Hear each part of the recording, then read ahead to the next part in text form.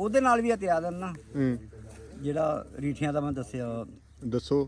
ਵੀ ਰੀਠੇ ਲੈ ਕੇ ਨਾ ਹੂੰ ਉਹਦੇ ਛਿੱਲੜ ਕੱਢ ਲੈਣੇ ਆ, ਅੱਛਾ ਗੁੱਦਾ ਕੱਢ ਕੇ ਬਾਹਰ ਸਿੱਟ ਦੇਣਾ, ਛਿੱਲੜ ਨਾਲ ਪਾਣੀ 'ਚ ਪਾ ਲੈਣੇ, ਹੂੰ ਪੂਰਾ ਹਫਤਾ ਤਿਆਰਤ ਉਹਦੇ ਨਾਲ ਕਰਨੀ।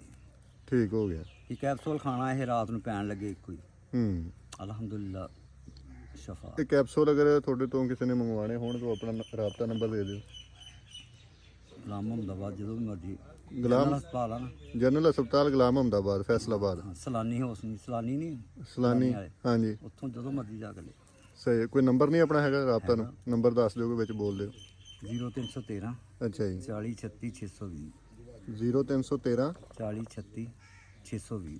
40 36 620। ਠੀਕ ਹੋ ਗਿਆ ਜੀ।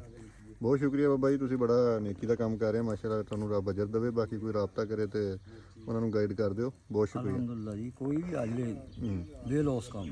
ਠੀਕ ਹੋ ਗਿਆ, ਬੜੀ ਮਿਹਰਬਾਨੀ।